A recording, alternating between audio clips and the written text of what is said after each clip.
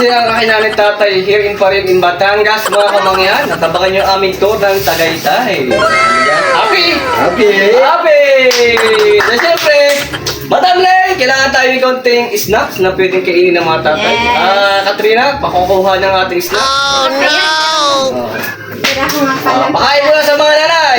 Kasi, para naman habang naghihintay. Wala lang. Ate, asan yan? Ba't tinipang pa? Asan yung tip? Kailangan ni Katin hap Talaga si Katarina, yun talaga. Kasi mahanginan, mga kamangyan. Bakit ba konti? Oh, no! Tatay, tingnan nyo!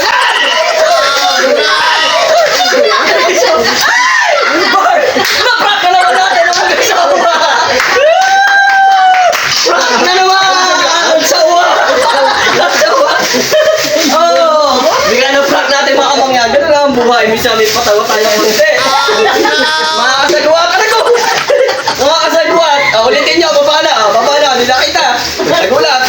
Ipapasok lang siya. Tapos, prak na naman natin! Nagulat ako ba? Tapos pag binuksan nyo, woo! Tawa! Ganun lang mga mga ng buhay. Maraming salamat sa panood. Abangan nyo po ang sunod na kabanata. Bye-bye!